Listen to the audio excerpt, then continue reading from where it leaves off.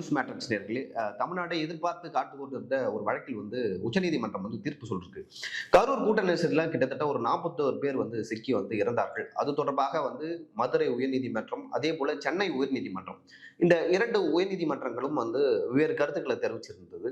அதே போல தமிழக வெற்றி கழகத்தின் தலைவர் விஜய் அவர்களுக்கு கண்டனத்தை தெரிவிச்சிருந்தாங்க. அதே போல அவருக்கு தலைமை பண்பே இல்லை அப்படின்னு சொல்லியிருந்தாங்க.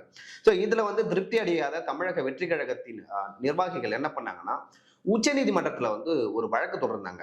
இது போல 5 மனுக்கள் வெவ்வேறு தரப்பினர் உச்ச நீதிமன்றத்துக்கு சென்றது. ஸோ இது குறித்து உச்ச நீதிமன்றம் ஒரு 4 நாட்களுக்கு முன்பாக விசாரிச்சாங்க. அவங்க விசாரிக்கும் போது நிறைய விஷயங்களை கோட் பண்ணாங்க. என்னன்னா, மதுரை உயர்நீதிமன்றத்துல ஒரு வழக்கு இருக்கும்போது அந்த வழக்கை எப்படி சென்னை உயர்நீதிமன்றம் விசாரிக்கலாம் அப்படின்னு ஒரு கேள்வி கேட்டாங்க. அதே போல கரூர் மதுரை உயர்நீதிமன்றத்தின் கீழ் வருது. அப்படி இருக்கும்போது அந்த வழக்கை எப்படி நீங்க சென்னை உயர்நீதிமன்றத்தை விசாரிச்சீங்க அப்படின்னு ஒரு கேள்வி எழுப்புறாங்க. ஸோ இந்த மாதிரிலாம் எழுப்பி இன்னைக்கு அந்த வழக்கை சிபிஐ விசாரிக்கணுமா விசாரிக்க கூடாதா அப்படின்னு உச்சநீதிமன்றம் தீர்ப்பளிச்சது. அதுல அவங்க என்ன சொல்றாங்கன்னா, இந்த கூட்ட நெரிசல்ல சிக்கி இறந்தாங்கல்ல, இதை மக்களோட ஒரு அடிப்படை உரிமையா நாங்க பாக்குறோம். ஏன்னா எல்லா மக்களும் இதுல என்ன நடந்ததுன்னு சொல்லிட்டு உண்மையை தெரிஞ்சிருக்கணும். நிறைய பேர் என்ன சொல்றாங்கன்னா, இல்ல சதி இருக்கு, சதி இல்லைன்னு சொல்றாங்க. ஒரு அதான் தமிழ்நாடு அரசே இது விசாரிச்சா நல்லா இருக்காது. அதனால சிபிஐ இதை விசாரிக்க வேண்டும் அப்படின்னு அதிரடியா உச்சநீதிமன்றம் விஜய்க்கு ஆதரவாக ஒரு தீர்ப்பு கொடுத்திருக்கு அப்படின்னு சொல்லலாம். சோ மேலும் அவர்கள் இந்த விவகாரம் தொடர்பாக என்ன சொல்றாங்கன்னா, அதாவது சென்னை உயர்நீதிமன்றம் எப்படி ஒரு விசாரணை குழு அமைச்சது. ஏன்னா முதல்வர் ஏற்கனவே ஒரு தனிநபர் ஆணையம், அதாவது அருணா ஜெகதீசர் அவர்களின் தலைமையில ஒரு தனிநபர் ஆணையம் அமைச்சிருக்காரு. அப்படி இருக்கும்போது தன்னிச்சையாக சென்னை உயர்நீதிமன்ற நீதிபதி எப்படி இன்னொரு விசாரணை ஆணையம் அமைச்சாரு அப்படின்னு கேட்காரு. அதே போல விஜய் பற்றி தலைமை பண்பே இல்லை, இந்த மாதிரியான விஷயங்கள்லாம் நீதிபதி தவிர்த்திருக்கலாம் அப்படின்னு தன்னோட அதிருப்தியை சொல்லிருக்காங்க. அதை தாண்டி இன்னொரு விஷயமும் சொல்லிருக்காரு. எதுக்கு நீங்க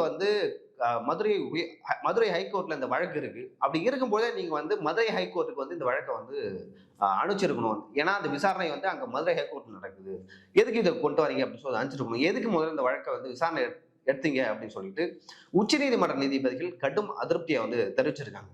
அதே போல இந்த வழக்குல சில முக்கியமான தீர்ப்புகளை நீதிபதிகள் சொல்லிருக்காங்க. என்ன சொல்லிருக்காங்கன்னா, இந்த வழக்கை உச்ச நீதிமன்ற ஓய்வு பெற்ற ஒரு நீதிபதி தான் விசாரிக்கணும் அப்படின்னு சொல்லிருக்காங்க. அதே போல அவங்களுக்கு 2 காவல்துறை அதிகாரிகள் இருக்கலாம். அந்த 2 பேரும் தமிழகத்தை சார்ந்தவர்களாக இருக்கக்கூடாது அப்படின்னு சொல்லிருக்காங்க. ஒருவேளை தமிழகத்தை சார்ந்தவர்களாக இருந்தா அவங்க தமிழக அரசின் கீழ் வருவாங்க. அப்படி இருக்கும் பொழுது இவர்கள் 2 பேரும் வேறு மாநிலத்தை சார்ந்தவர்களாக இருக்க வேண்டும். அதே போல இந்த வழக்கு தொடர்பாக நீங்க விசாரிக்கும் போதே உங்களுக்கு என்ன மாதிரியான டவுட் இருந்தாலும் அதை நீங்க நீதிமன்றத்துக்கு நீதிமன்றத்தின் மூலமாக அணுகலாம் அப்படின்னு உச்சநீதிமன்ற நீதிபதிகள் சொல்லிருக்காங்க. அதே போல இன்னொரு முக்கியமான விஷயமும் உச்சநீதிமன்ற நீதிபதிகள் தெரிவிச்சிருக்காங்க. அது என்னன்னா, நீங்க ஒவ்வொரு மாசமும் விசாரணை செய்றீங்களா, அது ஒவ்வொரு மாசமும் உச்சநீதிமன்றத்துல நீங்க தாக்கல் செய்யணும். ஏன்னா அதோட ப்ராக்ரஸ் எப்படி இருக்கு, என்ன நடந்திருக்கு அப்படின்னு நாங்க தெரிஞ்சுக்கணும் அப்படின்னு உச்சநீதிமன்ற நீதிபதிகள் சொல்லிருக்காங்க. அதே போல இதை கையாண்டு விதம் இன்னும் நல்லா கையாண்டு, இது ரொம்ப சென்சிட்டிவான மேட்டர். 41 பேர் இறந்துட்டாங்க. ஸோ மேலும் இந்த விஷயத்த ரொம்ப சென்சிட்டிவா ஆக்குனாங்க உயர்நீதிமன்ற நீதிபதிகள் அப்படின்னு உச்சநீதிமன்ற நீதிபதிகள் சொல்லிருக்காங்க. அதே போல அந்த உச்சநீதிமன்ற நீதிபதி இதை விசாரிக்க போற உச்சநீதிமன்ற ஓய்வு பெற்ற நீதிபதினா அஜய் ரஸ்டோஸ்கி அப்படின்னு சொல்லிருக்காங்க. அந்த 2 ஐபிஎஸ் அதிகாரிகளை இனிமேல் தான் உச்சநீதிமன்ற நீதிபதிகள் சொல்லுவாங்க. அதே போல இந்த வழக்கு விசாரணை இருக்கும்போதே அபிஷேக் மணி சிங்வி என்ன சொல்றாருன்னா, இந்த 5 பேர் மனு தாக்கல் செஞ்சாங்கல்ல இந்த வழக்கு தொடர்பா, அதுல 2 பேருக்கு தெரியவே இல்லை இந்த மாதிரி அவங்க வழக்கு போடுது அப்படின்னு சொல்லிருக்காரு அபிஷேக் மணி சிங்வி. அவர் ஒரு காங்கிரஸ் வழக்கறிஞர். அவர் திமுகவுக்கு ஆதரவாக வாதாடினார். அப்படி சொல்லும்போதே இது ரொம்ப சென்சிட்டிவான மேட்டர், இது நீங்க கன்சிடர் பண்ணணும் அப்படின்னு சொன்னாரு அபிஷேக் மணி சிங்வி. நீதிபதிகளும் இல்லை நாங்க இதை கன்சிடர் பண்றோம் அப்படின்னு சொல்லியிருக்காங்க. ஸோ ஒட்டு மொத்தத்துல பாத்தீங்கன்னா உங்களுக்கு தெரியும், மதுரை உயர்நீதிமன்றத்துல விஜய் அவர்களையும் தமிழக வெற்றி கழகத்தையும் எந்த மாதிரியாக அவங்களுக்கு எதிராக தீர்ப்பு வந்தது அப்படின்னு அதே போல சென்னை உயர்நீதிமன்றத்திலையும் தமிழக வெற்றி கழகத்துக்கும் விஜய் அவர்களுக்கும் வந்து எதிரான ஒரு தீர்ப்பு இல்ல ஒரு உத்தரவு அப்படின்னு சொல்லிட்டு சொல்லலாம். ஸோ அது பாத்தீங்கன்னா அது அது வந்து விமர்சிக்கப்பட்டது அந்த தீர்ப்பு கூட. தமிழக வெற்றி கழகத்தின் தொண்டர்கள்லாம் வந்து நீதிபதியே வந்து விமர்சாங்க. அது தவறான விஷயம் தான். அதே போல உச்ச நீதிமன்றத்துல அந்த ஓய்வு பெற்ற நீதிபதி யாருன்னு பாத்தீங்கன்னா அஜய் ரஸ்தோஸ்கி அப்படின்னு சொல்லிட்டு ஒருத்தரை வந்து நியமிச்சிருக்காங்க. அவருக்கு வந்து 2 ஐபிஎஸ் அதிகாரிகள் வந்து துணையாக இருப்பாங்க. அந்த 2 ஐபிஎஸ் அதிகாரிகளும் தமிழ்நாட்டை சார்ந்தவர்களாக இருக்கக்கூடாது அப்படின்னு சொல்லிட்டு ஒரு உத்தரவு போட்டிருக்காங்க. காரணம் என்னன்னா, தமிழ்நாட்டை சேர்ந்த ஐபிஎஸ் அதிகாரிகளை போட்டீங்கன்னா அவர்கள் மாநில அரசின் கீழ் வருவாங்க. அதனால வந்து வெளி மாநில ஐபிஎஸ் அதிகாரிகள் தான் இந்த விசாரணை குழுவில் இருக்க வேண்டும் அப்படி சொல்லிட்டும் சொல்லிருக்காங்க நீதிபதிகள். அதே போல சென்னை உயர்நீதிமன்றத்தில் இருக்கிற ரெஜிஸ்டர் கிட்ட உச்சநீதிமன்ற நீதிபதிகள் வந்து ஒரு கேள்வியை கேட்டிருக்காங்க. அது என்னன்னா, மதுரை உயர்நீதிமன்றத்தில் இந்த வழக்கு இருக்கும் போதே நீங்க எப்படி சென்னை உயர்நீதிமன்றத்தில் எடுத்தீங்க அப்படின்னு சொல்லிட்டு ஒரு முக்கியமான கேள்வி கேட்டிருக்காங்க. ஸோ இதற்கெல்லாம் வந்து போக போக தான் பதில் தெரியும். ஸோ ஒட்டு மொத்தத்துல வந்து நீங்க பாத்தீங்கன்னா மதுரையில தமிழக வெற்றி கழகத்தையும் அதே போல அந்த கட்சியோட தலைவரையும் வந்து மதுரை உயர்நீதிமன்றம் எப்படி விமர்சனம் பண்ணது அப்படின்னு நம்மளுக்கு தெரியும். அதே போல சென்னை நீதிமன்றம் வந்து மிக கடுமையாக விமர்சனம் செஞ்சாங்க. விஜய் அவர்களுக்கு வந்து தலைமை பண்பே இல்லை அப்படின்னு சொல்லிட்டு சொல்லியிருந்தாங்க. அதே போல ஒரு விசாரணை குழு அமைச்சாங்க அஸ்ரா கார்கே தலைமையில். ஸோ இதெல்லாம் வந்து பெரிய பின்னடைவாக தமிழக வெற்றி கழகத்துக்கு பார்க்கப்பட்டது. ஆனா இப்போ தமிழக வெற்றி கழகத்துக்கு ஆதரவாக ஒரு தீர்ப்பு வந்திருக்கு உச்ச நீதிமன்றத்துல. இந்த தீர்ப்பை வந்து எனக்கு தெரிஞ்சு தமிழக வெற்றி கழகத்தினர் வந்து கொண்டாடி தீர்ப்பார்கள். ஏன்னா சிபிஐ விசாரணைக்கு வந்து உச்ச நீதிமன்றமே உத்தரவிட்டு இருக்கு. அப்படி உத்தரவிடும் போது இதுல வந்து உண்மை தெரிஞ்சே கண்டிப்பா வந்து உண்மை தெரிய வரும் அப்படின்னு சொல்லிட்டும் தமிழக வெற்றி கழகத்தின் சார்பாக வந்து சொல்றாங்க. இன்னொரு விஷயமும் இது முக்கியமாக பார்க்கப்பட்டது. ஏற்கனவே வந்து உச்ச நீதிமன்றம் வந்து இந்த வழக்கை விசாரிக்கும் போது நிறைய கேள்விகள் கேட்டாங்க. அது என்னன்னா, 41 பேருக்கு நீங்க ஒரே நாள்ல எப்படி வந்து போஸ்ட்மார்ட்டம் பண்ணீங்க? இப்ப அரசு மருத்துவமனைகள்லாம் பாத்தீங்கன்னா 1 அல்லது 2 போஸ்ட்மார்ட்டம் பண்றாங்க. அந்த டேபிள் தான் இருக்கும், பெட் தான் இருக்கும். ஸோ 41 பேருக்கு வந்து ஒரே நைட்ல வந்து பண்றீங்களா? அத்தனை மருத்துவர்கள் அங்க இருக்காங்களா? மருத்துவ வசதிகள் அந்த அளவுக்கு இருக்கா அப்படின்னு சொல்லி கேள்வி கேட்டாங்க. அதே போல மதுரை உயர்நீதிமன்றம் அந்த மாதிரியான கருத்துக்களை ஏன் வந்து நீங்க சொன்னீங்க அப்படின்னு சொல்லிட்டு ஒரு விஷயத்தை கேட்டிருக்காங்க.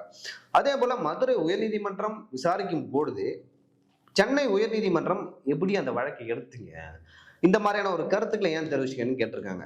ஏற்கனவே முதல்வர் அவர்கள் வந்து ஒரு தனிநபர் ஆணையம் வந்து அருணா ஜெகதீஷ் தலைமையில அனுப்பிச்சிருக்காரு. ஏன்னா அவங்க விசாரிச்சு அவங்க தான் வந்து அறிக்கையா வந்து தாக்கல் செய்வாங்க. அதன் பிறகுதான் விசாரணைகள் போகும், யாரு வந்து இதுல தவறு செஞ்சிருக்காங்க அப்படின்னு சொல்லிட்டு. அது இருக்கும் பொழுது எப்படி வந்து சென்னை உயர்நீதிமன்றம் தன்னிச்சையாக ஒரு விசாரணை தன்னிச்சையாக ஒரு விசாரணை ஆணையத்தை அமைக்கலாம் அப்படின்னு சொல்லிட்டும் உச்சநீதிமன்ற நீதிபதிகள் கேட்டிருக்காங்க. சோ அதை தாண்டி வந்து இதுல ஏதோ இதுல வந்து நிறைய பேர் நிறைய விஷயங்களை சொல்றாங்க. உண்மையாகவே என்ன நடந்ததுன்னு சொல்லிட்டு எங்களுக்கும் தெரியும், நாட்டு மக்களுக்கும் தெரியணும் அப்படின்னு சொல்லி தான் நாங்க இதை பண்றோம். சோ மாதம் மாதம் வந்து அந்த மாதிரியான ஒரு அறிக்கையை வந்து தாக்கல் செய்யும் போது அதுல வந்து பல திடுக்கிடும் உண்மைகள் வந்து தெரிய வரலாம்.